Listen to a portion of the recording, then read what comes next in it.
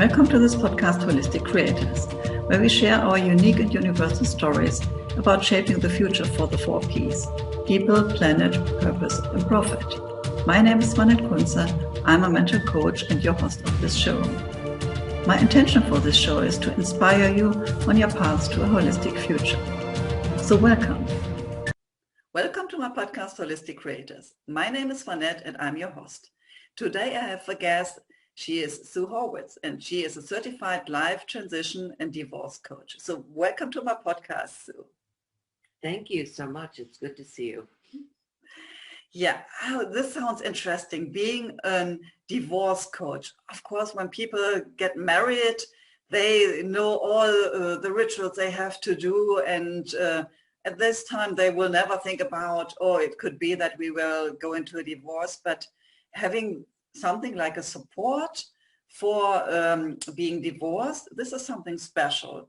So can you tell me what are you doing? So what am I doing? Yeah, I ask myself that a lot because when I got divorced, I kept thinking to myself, and it was a later in life divorce, I don't want the rest of my life to be defined by divorce. But I was a transition coach and had been coaching previously, and I learned a lot about myself during a divorce, and a late life divorce really does set the stage for the rest of your life. And so as I got more involved in understanding my own transition, I happened to meet a divorce coach at an event that I was speaking at, and I was so intrigued with her experience and what the coaching was. I decided to go and become certified in it. And it's really, divorce is both an emotional journey and a financial journey. And in the United States, we tend to focus on the financial without giving much regard to the emotional aspects of divorce. And I was fortunate that I was a coach and that I was surrounded by coaches at the time of my divorce. So emotionally, I was in very good care. And I think that helped me move on more quickly, but I really needed to learn about the process of divorce and how people are at different phases of that process, and how they go through a divorce sets the stage for the rest of their lives. And I meet a lot of women who are divorced for, what I would consider to be a fair amount of time, let's say 5 years, 8 years, and they're still feeling stuck and unhappy and angry. And I think it's best to resolve those emotions early on in the process, because they're going to change over the various phases of a divorce, so that a woman can move on more quickly with her life. I was 60 at the time of my divorce. It was a crushing, oh my God, he's out of here and I'm 60. It's like, whoa. So being able to move on and establish a life that you love quicker was an important goal of mine. And I find it is, for most women, it's just finding their way to that place of being able to basically design a life they love post-divorce. So that's what I do, basically. Yeah, so this is really so important. I totally get that. Even though I was never married, but I lived together with a man for many years.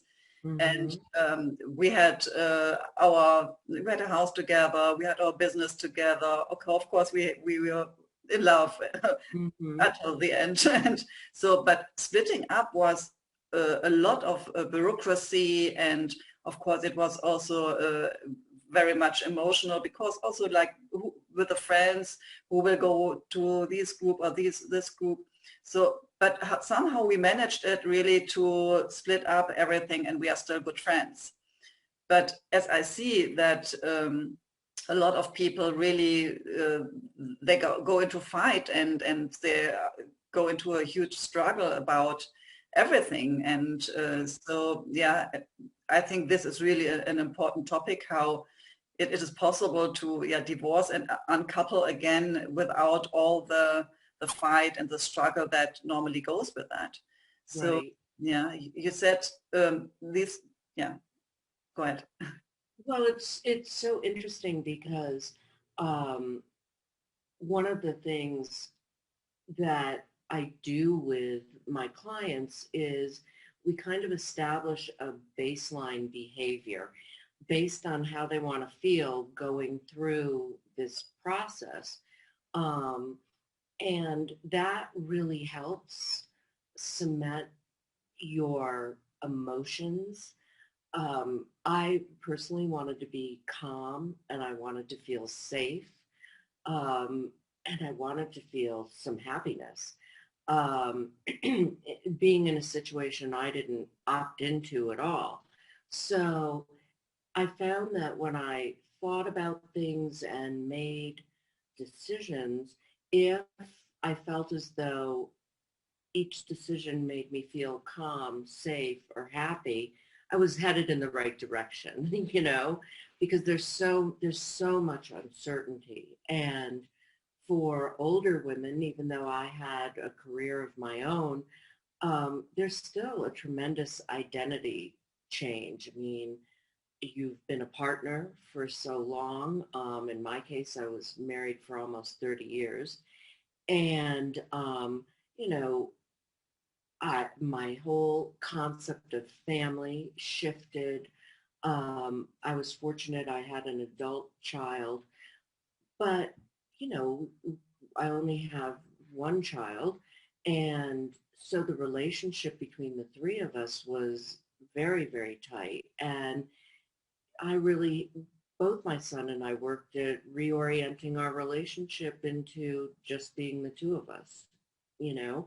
So there are challenges, um, not only to identity, and as you mentioned, social challenges and things like that, which we had a lot of separate friends based on some of the things that we enjoyed doing separately from each other.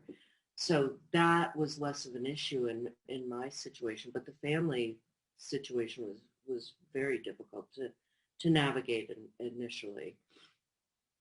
So, and here, and I'm not sure about internationally, but in this country, a lot of older women who get divorced um, fall into poverty, have a really difficult time maintaining their health, their wellness. So there's a tremendous amount of self-care that needs to take place during the divorce process as well.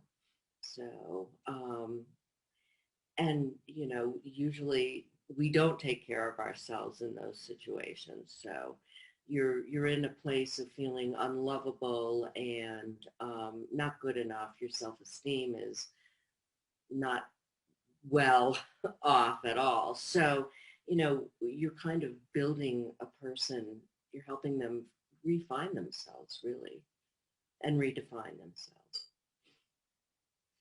Yeah, so what I already hear that looking at this wheel of life, a lot of areas are touched during a divorce. It is not about your social life, it is about your health, it is about your emotions, it's about security, financial aspects, what is your identity after being divorced. So this is really, if you look into that, so many things you have to deal with at that moment. And Right.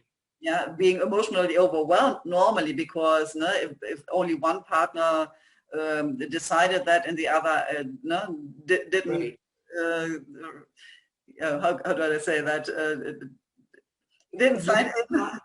it's not your, in many cases, it's not your choice. And even if it is a choice based on, needing to move on, or perhaps there's emotional issues that have developed. Sometimes it has to do with wellness and whether one partner has perhaps sunk into an addiction problem or what have you. The level of change is significant. Um, and it's very different for people divorcing than people who are widowed, and they each come with their own set of emotional turmoil. So, and different processes you have to go through legally here. Um, so it's kind of it's an interesting program. We work on a lot of nuts and bolts. Um, there's deciding what kind of divorce you want to go through and looking at all of your legal options. Um, then it's getting buy-in with a spouse that, you might want a collaborative divorce where you're sitting down in a more compassionate communication environment where you're working through what you're splitting and sharing. Um, but, what happens when a spouse says, I'm not going to show up. I don't want to do it that way.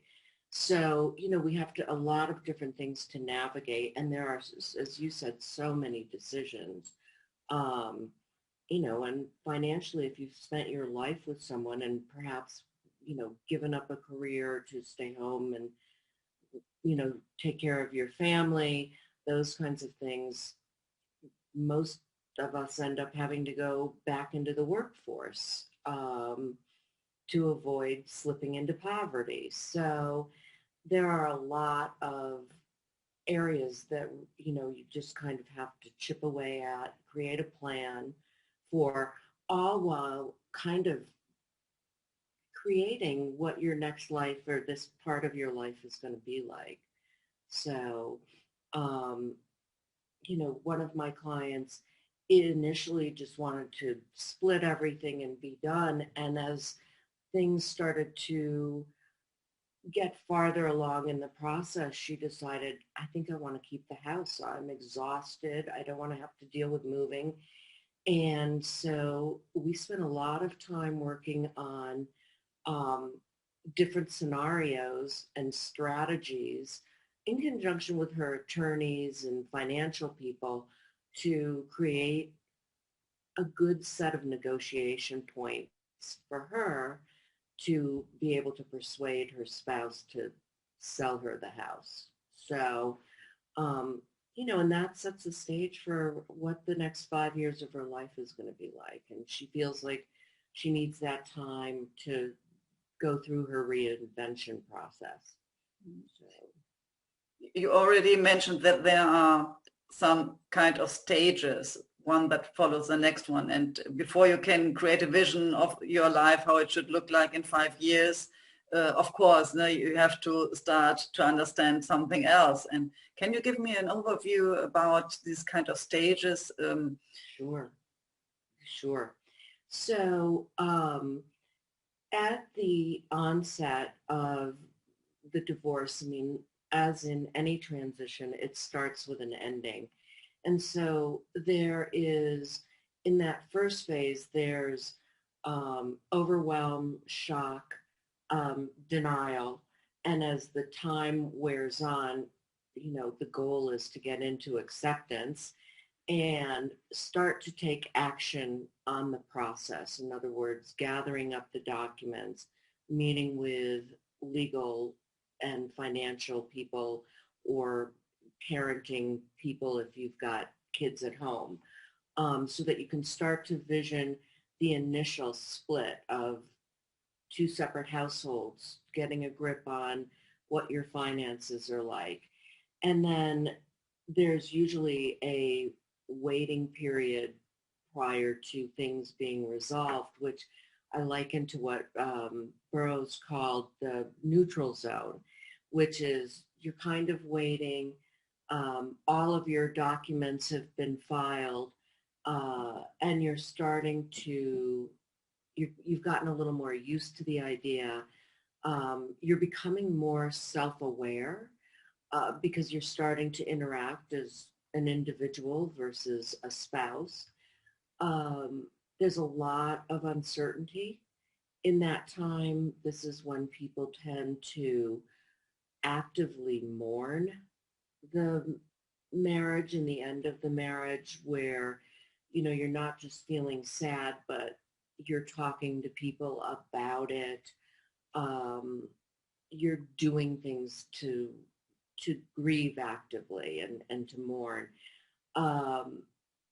But you're also, you're always focused forward on, okay, I get a do-over.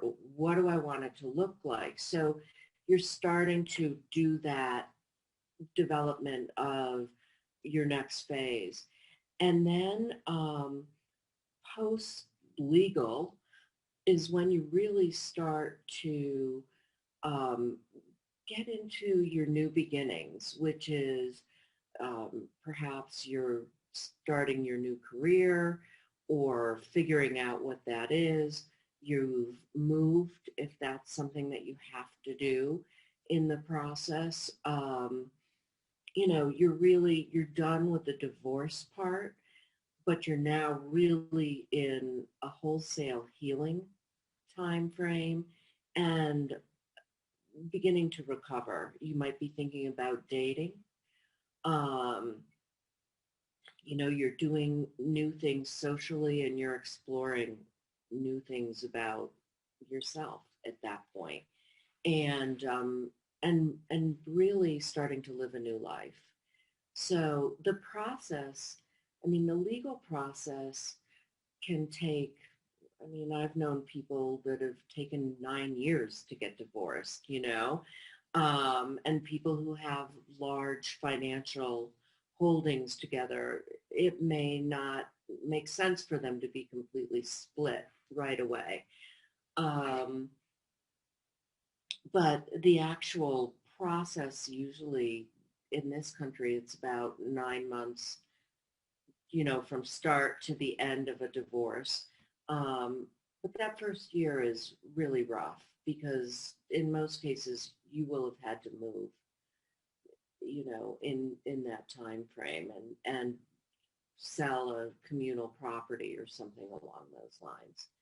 So, and those are usually the really most difficult situations to deal with.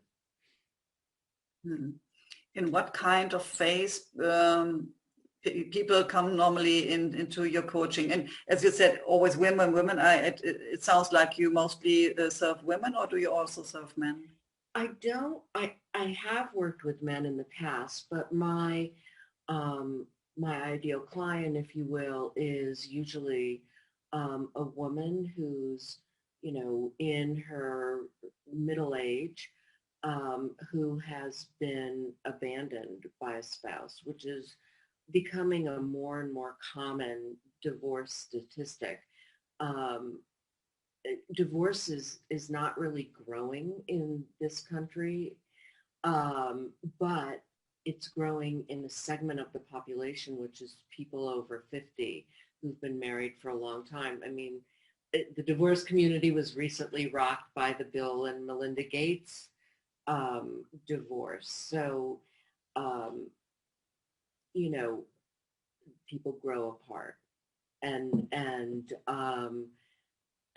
usually empty nest, sometimes change in health, all of those things precipitate a late life divorce situation. So, and that statistic has grown 50% since the 90s in the U.S. So there's a lot of old broads out there who've been left by a spouse that have great futures ahead of them. Yeah. So again, coming to the question, at what stage people normally come into your coaching? So is it like really they understand from the beginning, I know going to a divorce, I need some help, so I show up, or is it more that they start with this divorce process and feel at one time, okay, for example, I'm emotionally so overwhelmed, I really need support now. So can you give me a little bit more information? Sure. Most of my clients come in when they when at the very beginning or the end of their marriage, when they find out their marriage is ending. And usually they are aware of divorce coaching. They're in, like, a lot of my clients are entrepreneurial, and I know them through various business networking kinds of things. So they're savvy about coaching to begin with. Many of them work with business coaches and people of that sort.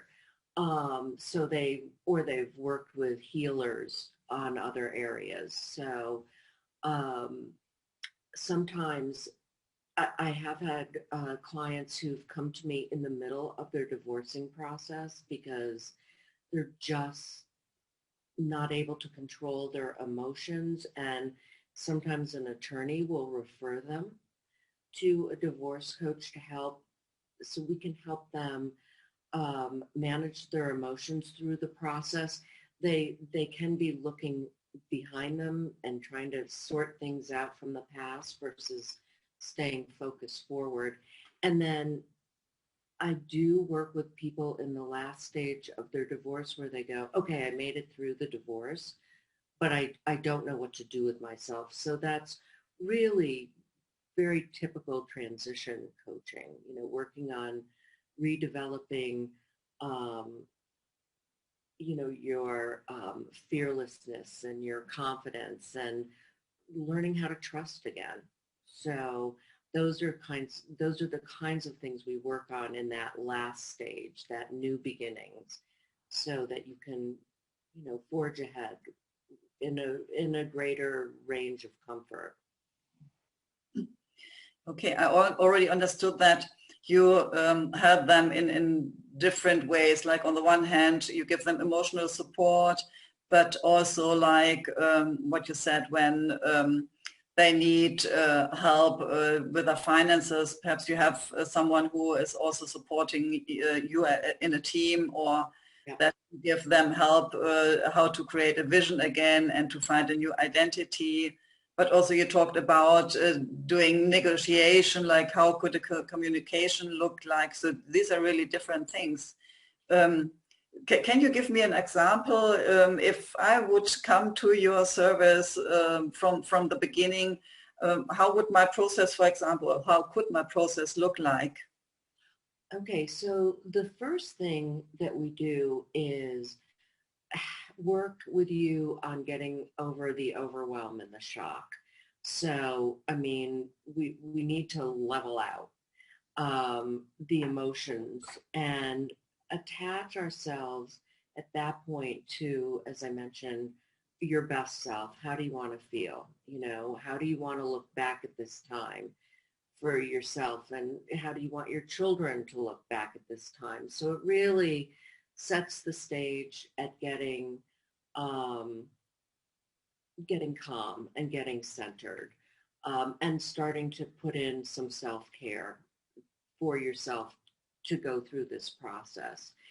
And then as we move on into gathering documents and working with other professionals on where your finances are going to be. And I'm a believer in a collaborative kind of divorce process. So sometimes I'll work with attorneys and meet with attorneys on behalf of my clients to, talk about where she needs to be based on what kind of divorce that they're going to have. And we go through the gathering and getting all of the documents in place and understanding the financial aspects so that these are the initial planning for what the settlement's going to look like. So we spend a lot of time working through that. And again, there's still a lot of emotional stuff going on there because you're talking about splitting property. And everyone has their thing, and then learning how to strategize with your divorce team, like your financial person and your legal person, as to, where your lines in the sand are and what you're willing to split, and really understanding what you need and getting a picture of whether you're going to need to work or you're going to claim a spouse's Social Security or something along those lines. So that's, that middle phase is sort of nitty gritty and doing it. It's kind of, what is the best way to describe it? It's really process oriented. It's like you got to fill out these forms and you need to stay on track. So, but we also start, because we're getting some beginnings of what your financial picture is looking like, then we can start really visioning what you want your life to look like. So we're at that point working on what you value. For me, keeping things together with my son and, continuing to grow my relationship with him as an adult. And he became a husband very early on in my divorce. Then he became a dad. And so navigating those relationship things just on my own with him became really important for both of us. So, and that's a really exciting part, because that's when you start to realize the gift of your divorce is you are now leading your life your way. And, it's kind of nice to decide you want to paint a room and you don't have to ask anyone about the color. You can just do it, or you can move wherever you want to go. So there's tremendous freedom, and there's a lot of responsibility to relearn about being free again. It's a really exciting time for most women. So, did I answer your question? Yes. Okay, good. And yeah, what I can see is also that often in relationships, one part is responsible for the household, the other one is responsible for the finances, and someone is very good in organizing things, and the other one is happy to do administrative stuff. So what I sometimes see is that it is not really only a splitting of the people, but it is like also like the tasks have to be organized in a new way, or perhaps you never have done something like I don't know, filling out a form, and now you have your own responsibility to do this kind of things. And yeah, how do you help them that if someone feels like that, okay, I've never done this and this and this, and now I'm responsible for all this kind of stuff normally my husband has done, and yeah, so what now? Right. So, most of my clients always talk about the moment that they realize something has become their responsibility. Like dealing with a car, or ordering a piece of furniture that you have to put together, and going through that experience of, for some women, they'll laugh about, well, we ordered this piece of furniture, and my spouse and I were putting it together, and it took him like 3 days, and, it was really, he was angry about it, and, blah, blah, blah, blah, blah. And when they find themselves putting together that piece of furniture on their own, and it goes much more smoothly than what they thought, it's like, okay, I can do this. It's really, why do you think you can't do it? And sure, you've never done it before, but as with any transition, you want to cultivate your curiosity, because that's going to be doing those things that you maybe never did before really helps you determine what new things you like and what things you want to bring into your life. Um, you know, some women um, never handled finances, and then they find out, oh, I'm pretty good at managing my money. Maybe this is something I want to devote more time to. Some women take their settlements and become investors in a way that they hadn't before. And it's wonderfully exciting. Um, for me, it opened up a lot of new doors in terms of feeling more comfortable leaving my other job or another business that I had owned previously. It finally was like, I don't have to do this anymore. I'm not supporting my family any longer. I don't need to work that hard at something I'm not interested in doing anymore. So it really, for me, it brought about the full career change that I had been working on at a much slower pace, which was wonderful to be able to transition into a new life, really. So.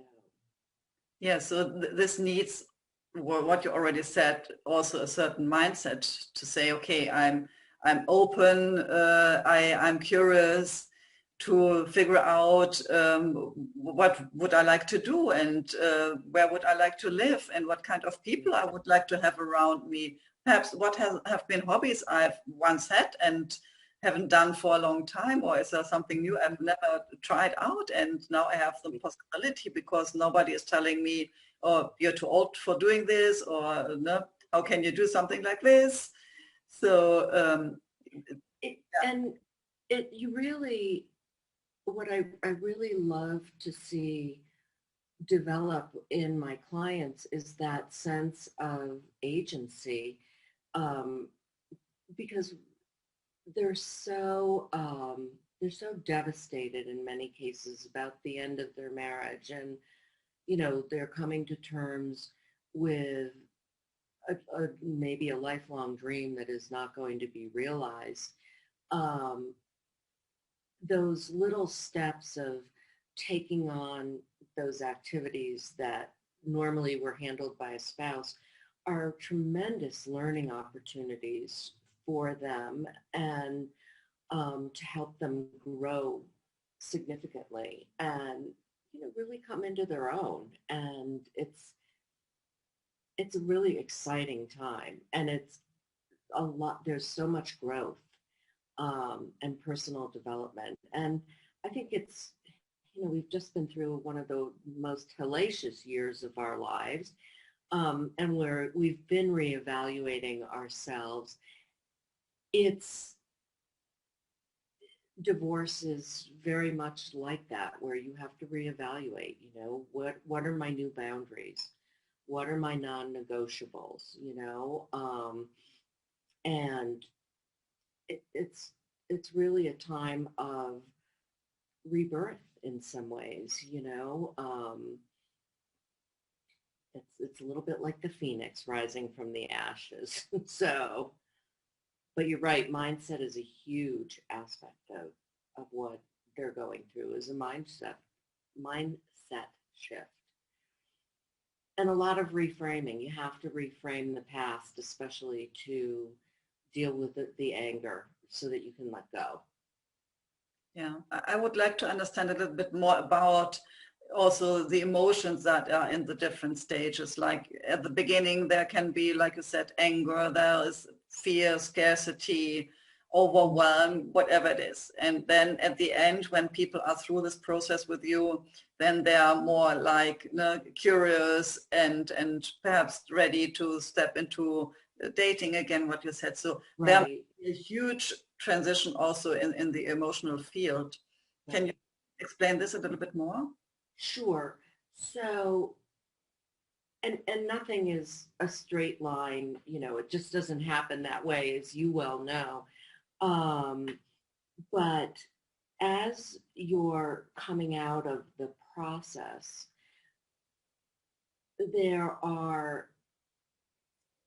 you're discovering those new emotions, and you're getting your wins, you're dealing with conflict. I mean, these things really help you become very resilient. Um, and it can be a very empowering time.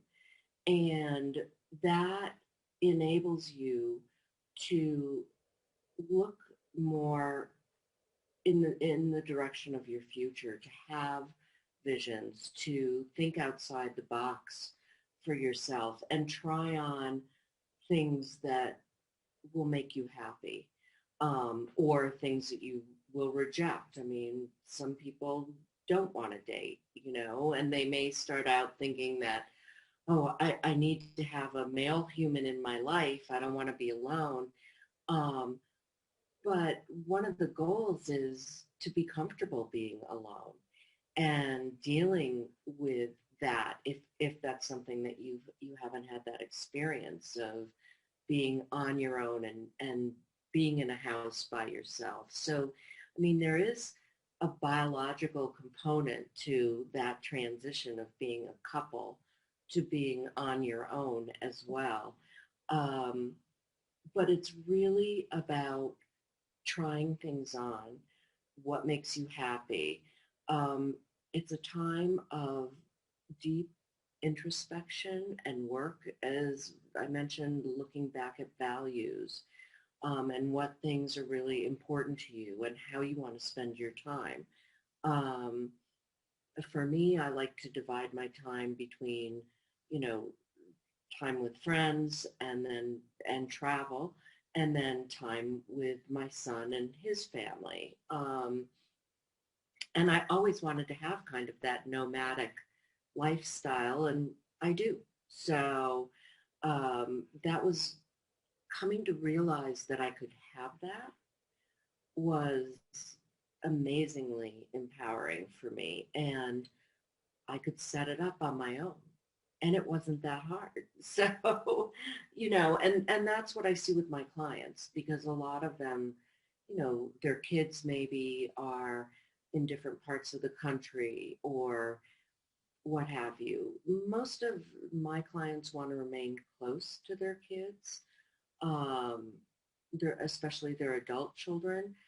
Uh, but, some of them want to become expats as well. So, um, and it's a fun part of the coaching, because it is a trial and error, and you really start to you learn your boundaries. You become very, very unto yourself in that way of knowing who you are, what you want, and how you're going to get it. So with a lot of clarity at different times. I mean, there's certainly confusion because you're trying different things on. But as someone who's going through a divorce well keeps social relationships and does have people to talk to, but working with a coach, we're really there to help them discover themselves, which is a really nice honor to witness that in someone. Hmm. So this is not only about understanding what have been the roles before, because we all have our heads like being, what you said, the wife, the mother, the friend, but really understanding, beside of the roles we have, who are we in our true identity? That's right. And, what is so fascinating is there's so much of what we look at divorce because of the process, because of the kind of archaic way we get divorced, and we dump all of these emotions into a legal process. What's great is breaking that all apart and using the process to fuel, this new identity that you'll have at the end of this. Um, and hopefully, I mean, my clients are motivated. That's how we discover each other. They're motivated to move on and have the best life possible, whatever that means to them.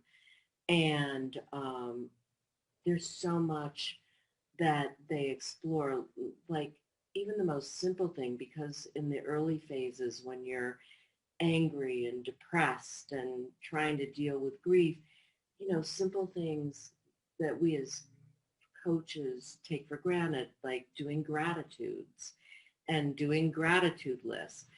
A lot of people don't, they don't think like that. They haven't had the experience where they needed to fuel something to change their neurobiology in the moment. These are all new things for a lot of my clients. Doing meditation, saying affirmations, those kinds of things. They were busy being wives and mothers and, working, and boom, all of it's come to a screeching halt. So those are some of the skill sets we develop together. Yeah, knowing about the tools that everybody can use during this process on a daily basis. Yeah. This is so important. And of course, even though if you're not going into a divorce, gratitude is always something that I would recommend. Being Right. clarity of what is really wonderful in your life, and even having a short moment like having a warm coffee, and yeah. Mm-hmm, mm-hmm. Like me at the moment, I'm looking out and I see bananas and orange trees and the ocean. So yeah, just like having this kind of ambience, for example. Right.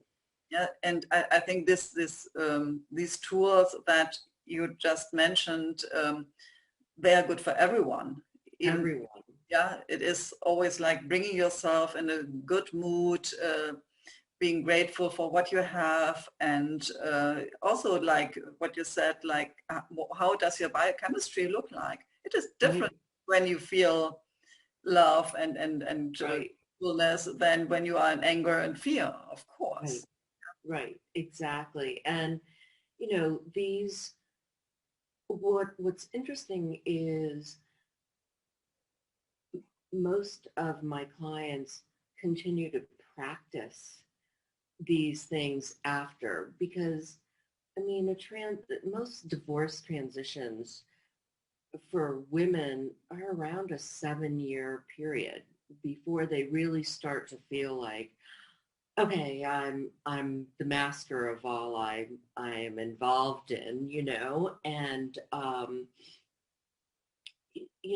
but they continue to work on themselves. I mean, it opens that door for self-discovery. Um, and most would say their lives are so much better than what they ever would have expected, and they're not wallowing in what their spouse is doing and who their spouse is with and all of that kind of stuff. It's like they've moved on, and that's what you really need to do to have a healthy recovery. Is you're rebuilding your life, and you cut through all those situations and forge a new identity. So it's an exciting time. And I love finding out what my clients are doing down the road. It's really kind of interesting. So some have changed careers. One person was a teacher, and um, she has since turned a part of her house into an Airbnb. She no longer teaches. She loves her life. She does exactly what she wants. Um, that's what you want for for anyone going through something like a divorce. Yeah, so what I also see is that, yeah, you said already the last year has been tricky for everyone because of this pandemic we are still in. And Mm-hmm. seeing that normally, yeah, everybody has this place where it goes in the morning, like no, the husband is going to work, the children are out of the house going to school, and you are doing your job or doing the household or whatever. And now everybody is kind of stuck together in one house, one flat, and they have to handle homeschooling and remote working. And so I think this will also bring a special new situation for couples to deal with. How do you see that? I have seen, it's been kind of interesting. I've seen couples really work through their difficulties in this time, where they've been able to divide and conquer. It hasn't been easy, but couples who can have good communications with each other and who can be compassionate and not overly critical and can communicate, um, that they do really well at being able to cope, and they give each other space to do that in. And then there are those that absolutely can't, and this close comfort, these close quarters have uh, really fueled a lot of disagreements. And in many cases, they're beginning to come to terms that perhaps the marriage is not working for them. And so there's a couple ways, and I mean, as a divorce coach, I don't advocate for people to get divorced. I mean, in many cases, if a client is thinking about a divorce, we'll spend some time on, are you sure this is what you want to do? And we look at what the situation is for someone, let's say in their 40s, is different than someone in their 60s. So we really have to examine what divorce potentially can look like. Um, and then if they're able to work together at splitting in an amicable way, I mean, it's always beneficial to be able to divorce amicably and make a decision about what to split and determine what that new relationship is going to look like. Um, in, you know, and that is the best possible situation where you really design your divorce with your spouse. Um, and you say, okay, I want to work with a mediator. I don't want to fight. I'm going to need this much help from you because I haven't worked. And, that's the best case scenario. Um, I have seen people just disappear. I mean, there are husbands who just take off, and that creates a different scenario where, um, the person who's dumped um, is really devastated and in shock. That's more, I mean, it's almost like triage. You have to put the mask on yourself first, take care of yourself, get into some self-care routine, and get calm, so that happens. There are a lot of people who have survived together during the pandemic with their children who've made a decision to split. And, you know, and they can do it peacefully and amicably, but not always. And if there is any sort of abuse going on, um, if something is physically harmful, um, we most coaches will advise that you leave the marital home and get to a shelter. Shelters where I am have been open. Um, there's obviously been a huge increase in people going into shelters here because of domestic violence situations. But that's essential, is to get out of that situation, because you can't, well, it's dangerous, obviously, but you can't think clearly and go through the actual divorce process if you're being battered. You know, you just can't. You have no agency in that situation. So. Yeah. So if people are now interested and have the feeling that they would like to reach out to you, where can they find you? Do you have a website or social media? Can you share a little bit?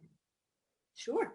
I have a website, and it's Sue Horwitz, and it's HORWITZ.com. I do a 45-minute, free consultation. I have people that I will talk to. If I can always refer them to attorneys, if that's the kind of thing that they're looking for. I'm part of a national network called Vesta Divorce, where we believe in working in a collaborative sense. So I help people find financial advisors, real estate people who specialize in divorce, and even mortgage people who specialize in helping divorcing people get mortgages. So they can schedule that on my website. I do have several downloads that are helpful on the site. One is about what to expect when life is changing, and it includes a change readiness assessment, so you can see, am I open to change? How's this going to go for me? So it gives you kind of a baseline of what you can do. And then I offer things like, questions to ask divorce attorneys, and how to find a financial advisor, etc. So a lot of tips and things like that are on the website. Okay, cool. I would put the link in the description so that people can just click on it and easily reach out to you and don't have to search, but it is there. All right. Thank you so much. I really appreciate it. Yeah. It's been lovely speaking with you. Yeah, last but not least, do you have some tips that you would like to give the audience that are going through this? Whatever you do, take a deep breath and a pause. Whenever you feel yourself being triggered, take a moment, step back. Try to focus forward. Do not spend time rehashing the past. Just stay focused forward, stay focused on what you're going to do and be. And get help. Don't do this alone. There are divorce support groups in almost every city. A lot of them are free. See a healer if you want to.